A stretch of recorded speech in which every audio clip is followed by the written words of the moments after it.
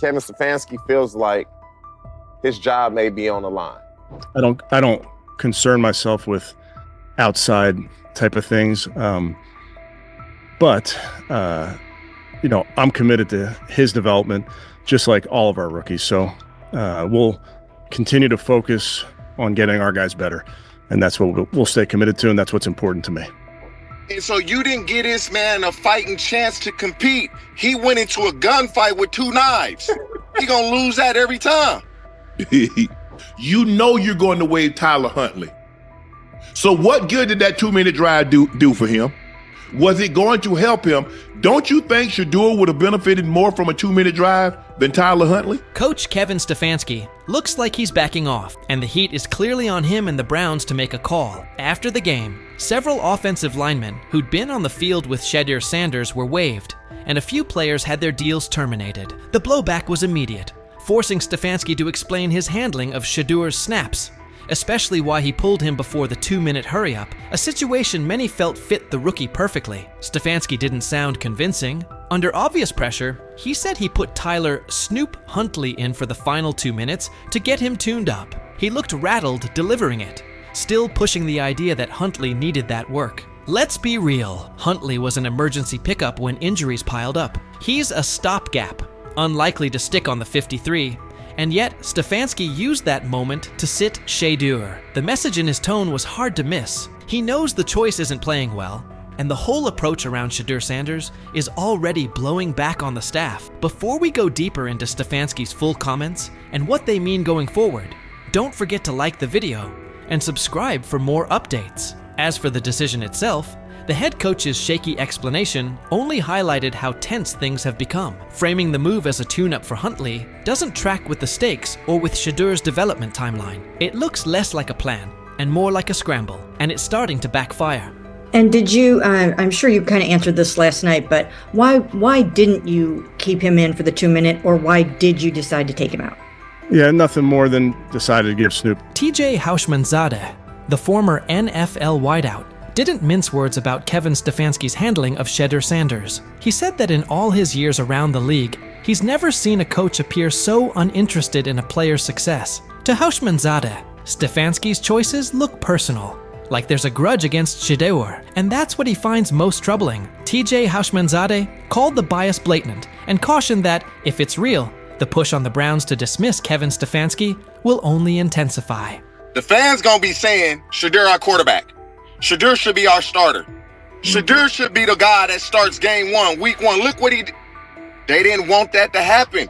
And I don't know what's going on with Kevin Stfansky. It's almost as if, and I don't even want to say this, but I'm going to say it anyway. And that's exactly how it came across. Kevin Stefansky's body language said plenty. He looked like a coach feeling the axe over his shoulder. TJ Houshmandzadeh added that this isn't the first time Shedeur Sanders has been treated this way. He pointed to the opening preseason game, where Shedeur was sharp, yet Stfansky offered no real praise. Now, after what unfolded yesterday, it looks like Stfansky is pushing the idea that Shedeur was at fault, almost as if he's trying to validate the staff's stance that they were right and Sanders was wrong. TJ even suggested it felt like the situation was engineered from the start to make Shedeur come up short.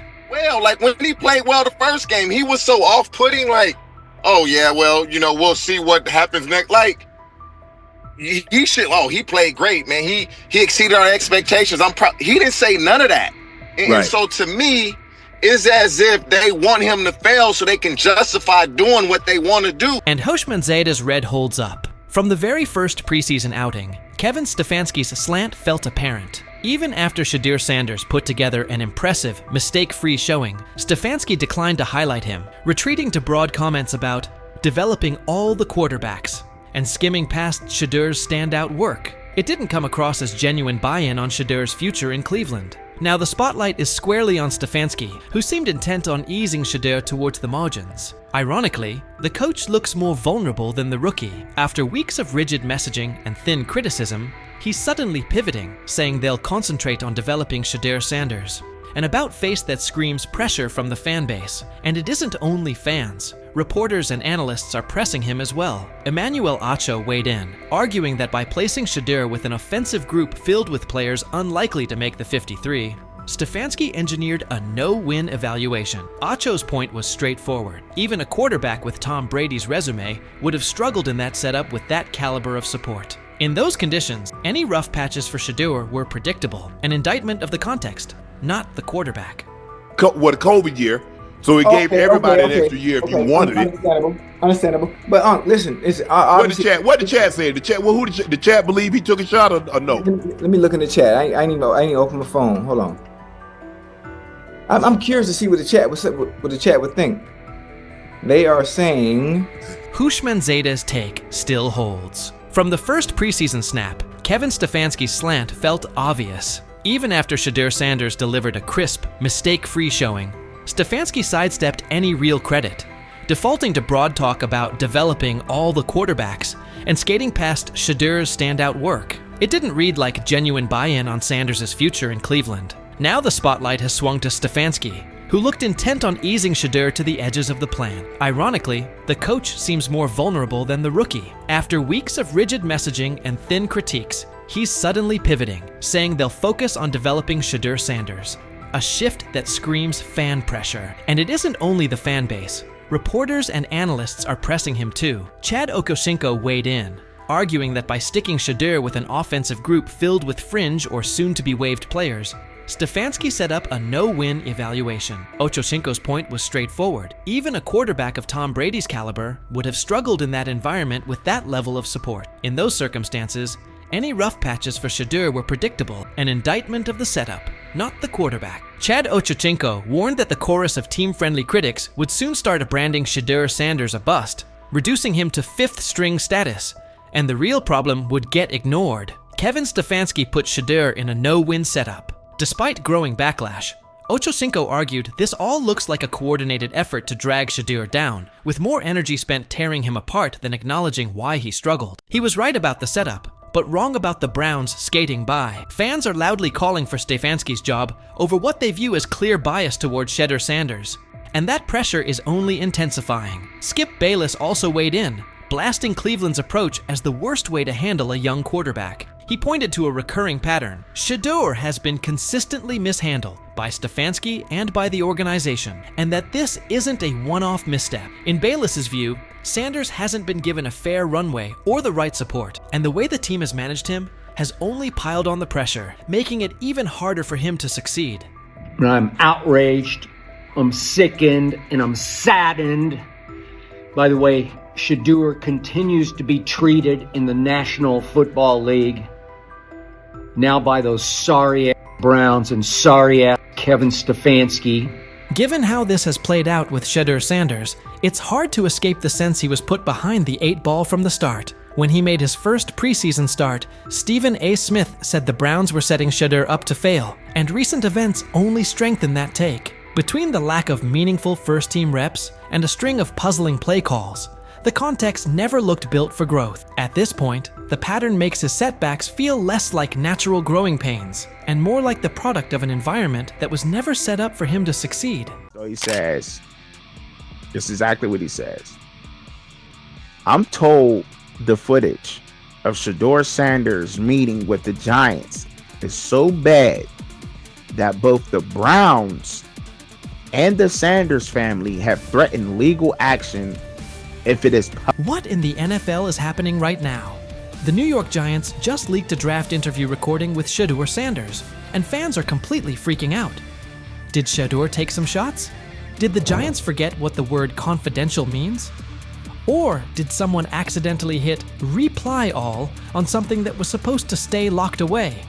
Get ready, because this roller coaster involves hot mics, bad takes, and a whole lot of drama. What happened with Shedeur on draft night to make him fall to the 5th round, and them talking about the Giants coming out with all that information talking about Shedeur did bad, bombed the interview, all that type stuff. We all know my last video when I talked about the interview tape about Shedeur did not get a playbook. The NY Giants, in true Stonewall fashion, dropped a carefully trimmed clip from their highly sought-after interview with Shedeur Sanders, then quickly locked everything else away like it was top-secret intel. Was this a calculated PR stunt or just a low-key attempt at sabotage? Either way, the silence speaks louder than any official statement. Fans aren't buying this half-baked version of transparency, and they're definitely not ready to just bench him and move on. Instead, they're demanding answers, calling out the organization for what feels like a planned smear job. One thing's for sure, the hate is loud, but Shedeur's supporters are even louder. There was another team that he sat down with. What do you mean it didn't go well after that? So, he was pissed that they did that to him. They did that to him. He counter-confronted The them. same thing they do to every other quarterback prospect. They did that to him. They slide in a mistake to see if you catch it. Right. And so because you're the quarterback. But he didn't take it as a correction. He took it as like he got it's pissed just off. yeah, and it's like so here's another one. So another one was, he throws a bad interception, and it was a deep throw early in the game, and he comes back and they go in the meeting, they show the interception. Let's just call it like it is. The Giants have perfected the tease. They've basically turned "we've got more, but we're not sharing it" into a comedy act, and the joke's on them. It's like they're standing center stage, booing themselves. Oh, you want more? Too bad. We're guarding it like Grandma's secret lasagna recipe. Congrats, Giants. You've officially become the talk of TikTok, X, and even Aunt Barbara's Facebook. Yep, the holy trinity of online outrage. This whole thing screams drama, screams petty, and definitely screams PR disaster in a fitted cap. Just release the full tape before fans start pulling up to headquarters with pitchforks. And popcorn. GM is getting fired. The GM, who was that nigga that Jaden Daniels.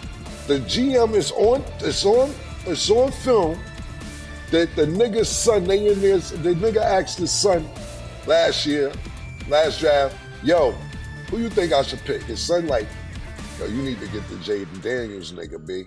This is what his son, it's on tape. You should go Jaden Daniels. He laughing at his son. And all right, cool, get Jaden Daniels. I don't even know how that tape got out.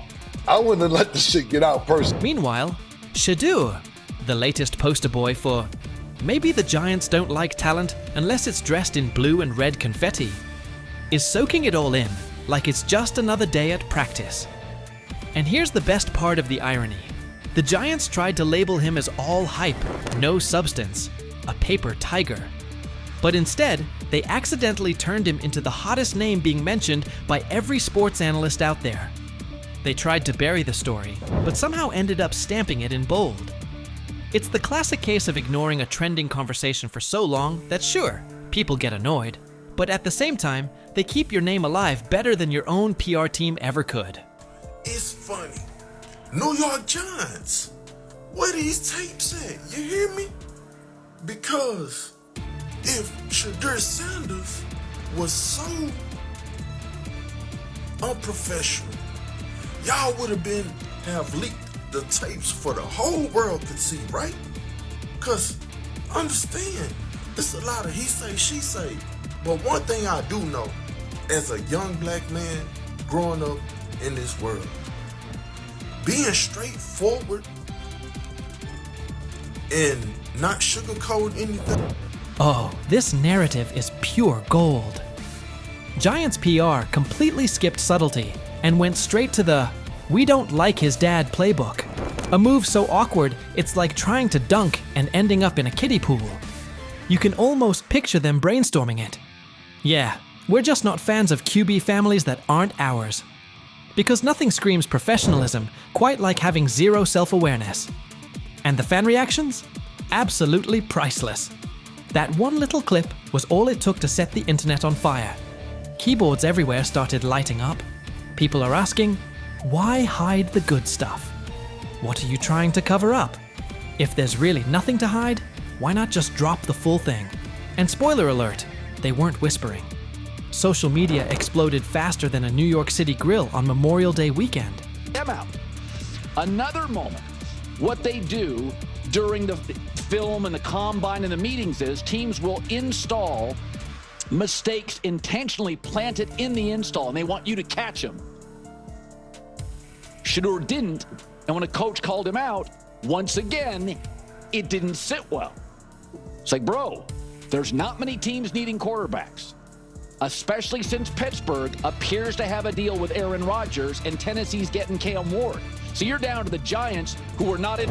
And that brings us to the next tasty slice of irony. By refusing to release the full interview, the New York Giants probably thought they were hurting Shedeur Sanders' image. But instead, they ended up throwing gasoline on the hype train. Rather than shutting things down, they made him look like the kid who grabbed the last cookie and somehow got blamed for taking the whole jar. Only difference? This kid's got cameras on him 24/7, and he's handling the heat like a seasoned pro. Now, every move he makes is being broken down, every throw studied like it's a presidential debate. Fans are calling it what it is. They've lied on Shedeur. Some say the Giants just don't like his dad. And honestly, that might be true. Maybe this whole thing was just a cheap shot at Deion Sanders by extension. But here's the plot twist. The harder they try to drag him down, the more interesting his story gets. The Giants accidentally turned Shedeur into a walking headline, a controversy in cleats. They tried planting doubt, but all they really did was create buzz. He's no longer just a top draft pick. He's now a symbol of resilience, a narrative goldmine, and living proof that real talent doesn't fold under pressure. It levels up. And at this point, even if the Giants wanted to, there's no turning off the spotlight. Okay, so probably the most fun yet the most difficult thing I cover and we cover all year long is not games. It's the NFL draft. Because I've said this many times, you get lied to for a month to 2 months up to it. And so often during the draft, and every few drafts, there's a guy that really falls, precipitously falls. This year it was Shedeur Sanders, it's been Aaron Rodgers, it's been Dan Marino. Every few years somebody falls a lot.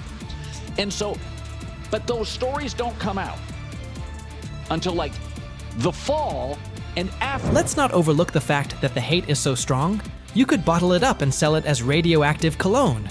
You can practically watch it leaking out of Giants HQ like toxic sludge straight out of a bad superhero origin story.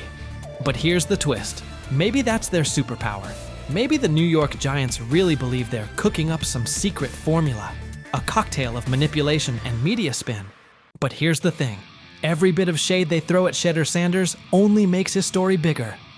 Every time they try to box him in as some overhyped diva or question his character, they accidentally hand him another viral moment. And now, he's the underdog hero rising through the smoke. Let's be real. This isn't just about football anymore.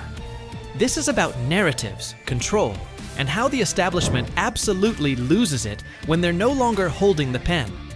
And the real kicker? They still won't release the full interview. You've got NFL fans, media heads, and entire Reddit threads all chanting, "Drop the tape." Like it's some long-lost Beatles album. Meanwhile, the Giants are just sitting there, staring into the void like nobody saw this mess coming. Now, I don't know if it ever gonna get leaked or not. The tapes, the New York Giants have the tape. They definitely have the tape. It's confirmation that they have the tape. Shedeur didn't do nothing. It's what they saying he did. I'm gonna tell you what these mixed reaction right here. So we already know about the New York Giants, but the Pittsburgh Steelers head coach Mike Tomlin reported Miles Sanders' talent, but hesitated to draft him due to previous challenges with quarterbacks like Russell Wilson and Justin Fields, leading to more cautious approach. Las Vegas Raiders. Sanders met with Raiders at the NFL scouting combine and expressed enthusiasm about potentially joining the team. His familiarity with the West Coast offense and quick release was noted positive, though concerns about his ceiling. He said he thought Dylan Gabriel was a little bit better. Y'all, chill out.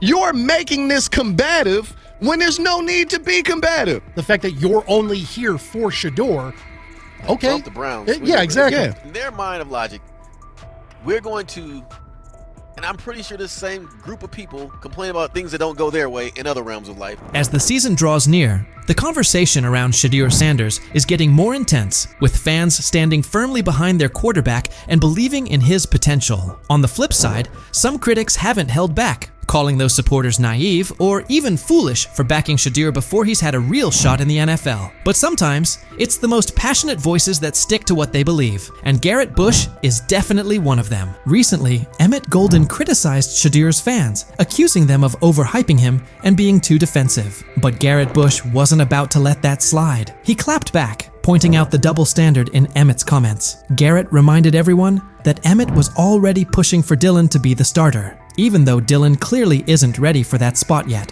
Garrett's point came through loud and clear. There's no reason to boost other quarterbacks just to downplay what It's sad. If it doesn't fit your narrative, you are the enemy. No room for civil discourse. Shedeur brings to the table. Garrett Bush didn't stop there. He made it clear that the support for Shedeur Sanders isn't just about what he can do on the field. There's a bigger picture. Garrett pointed out that Shedeur has already shown what he's made of off the field, especially with how he carries himself in interviews and press conferences. His leadership, confidence, and presence behind the mic have already made a strong impression. Even though Shedeur hasn't played an official NFL game yet, Garrett Bush didn't hold back when responding to the people still doubting him. He took on every critic, questioning how anyone could look at Shedeur and not see the talent. How are they rating him like this when he's clearly that good? Garrett asked. He called out how unfair and inaccurate some of the evaluations were, saying people were seriously underestimating Shedeur's abilities, and fans weren't just going to stay quiet about it. Garrett made one thing crystal clear. Judging Shedeur so harshly before he's even had the chance to prove himself in the league doesn't make sense. There's a lot of talent there that's just waiting to be seen. He kept driving the point home. Shedeur Sanders isn't just a potential future star. He's ready right now. Garrett said Shedeur has what it takes to be the face of the Browns today. From how seriously he prepares, to his calm under pressure, to how he shows up when it matters most. Everything about Shedeur screams leadership, and that's exactly the kind of player Cleveland needs. Of course, I already think that he's better than the other quarterbacks. Because that move to the 5th round, that's cool. They might have to go along with it, but to me, I think if you ask who got the best tools, I'm going with Shedeur Sanders. Garrett Bush didn't mince words. He made it crystal clear. If anyone comes after Shedeur Sanders' fans without a good reason, they're going to get the same kind of pushback they're seeing now. No filters, no holding back. Garrett wasn't backing off, and he made sure everyone knew just how real the loyalty and dedication of Shedeur's supporters are. He understood that this fan base isn't just rallying behind Shedeur because of his talent on the field. They believe in his character, his grind, and the idea that he can lead Cleveland into a better future. That support runs deep. Not long ago, Colin Cowherd also decided to take a jab at Shedeur Sanders and his fans, and what he said definitely raised eyebrows. Colin went beyond just sharing an opinion. He challenged Shedeur's supporters, telling them to defend him the same way they had for guys like Baker Mayfield and Deshaun Watson on Reddit. But this wasn't some offhand take. Colin took it further, targeting everything Shedeur had worked hard to build. His words didn't feel like simple criticism. They came off as straight-up disrespect toward both the player and the people backing him. Colin's remarks weren't just about Shedeur's game. They were a direct hit on the commitment and belief his fan base continues to show. 100 miles an hour. Yep. All you fanboys, go ahead. Manziel, Baker, Deshaun Watson, defended it to the hilt on your Reddit account. Sorry. After Colin Cowherd made his bold remarks, it didn't take long for the backlash to roll in. Fans weren't about to let that kind of disrespect slide, especially after he came so hard at Shedeur Sanders and the people who support him. The response on social media was fast and intense, with fans speaking out loudly about how upset and frustrated they were. Colin had to face serious heat for what he said, and it quickly became clear that his shots at Shedeur weren't something fans were going to just brush off or forget. Sharing an opinion about a player's talent or potential is one thing. That's part of what makes sports fun to talk about. Everyone's entitled to their own take, and discussions around player projections are nothing new. But going as far as mocking an entire fan base and calling them dumb, that crosses a line. Critiquing Shedeur's performance is fair game, but insulting the people who believe in him, that's a whole different story. Fans put in time, energy, and emotion into rooting for their favorite players, especially someone like Shedeur, who's already shown so much potential. Calling that kind of loyalty dumb isn't just rude, it completely misses what sports fandom is all about. These fans aren't blindly following someone. They see the work Shedeur puts in, they see the future he could have, and they stand behind him because they truly believe in what he can become. Mocking that belief takes away from the heart of being a fan. People care deeply about Shedeur Sanders, not just for what he can do on the field, but for what he represents represents. For a lot of fans, this isn't just about football. It's about hope. It's about seeing someone lead their team with strength and determination. The idea of Shedeur stepping up as Cleveland's starting QB isn't just some random dream. It's something fans are emotionally tied to. They want to see him succeed, grow, and become the player they know he's capable of being. For many, the connection goes beyond football. It's personal. It's about loyalty, belief, and holding on to the idea that better days are ahead with Shedeur leading the way. Let me go play once again with your little ground. Shedeur Sanders. Shedeur Sanders is all about the hustle, and he's clearly not taking his foot off the gas anytime soon. Even in the offseason, he's locked in. He was recently seen in Miami, completely focused and getting ready for what might be the biggest test of his football journey so far, a 4-man battle for the starting quarterback spot. The buzz around him is real, and with so much on the line, Shedeur isn't just showing up, he's showing up with intention, making it obvious he's determined to earn that role. Amid all the talk and debate around Shedeur Sanders, Garrett Bush has stepped up as one of his most outspoken supporters, not just for the player himself, but for the fans who've stood by him. A lot of those fans have taken heat from critics who label their support as blind or misplaced. But Garrett's not just defending Shedeur's skill set. He's standing strong for the fans who truly see something in him. His sharp responses to voices like Emmett Golden aren't just about defending Shedeur, they're about protecting the loyalty and passion of the fan base. Garrett gets that Shedeur's supporters aren't just tagging along for the ride. They see leadership. They see someone who puts in the work, both on and off the field. Their passion comes from real belief in his vision, in his drive, and in the idea that he has what it takes to lead their team forward. Garrett Bush has made his position clear. He's not going to sit quietly while fans are mocked for standing by their guy. His support goes beyond Shedeur. It's about honoring the commitment and spirit of those who believe in him. In a time when fandom often gets dismissed or questioned, Garrett reminds everyone that this kind of connection between a player and their fans is bigger than just wins and losses. It's about belief, it's about unity, and it's about backing someone who represents something greater. So, what's your take on Shedeur Sanders and the fans who are all in on his journey? Do you believe in what he brings to the table? Or do you think the hype's getting ahead of the reality? And if you're still unsure, how do you view the energy surrounding Shedeur and the people who support him? Jump into the comments and let us know where you stand.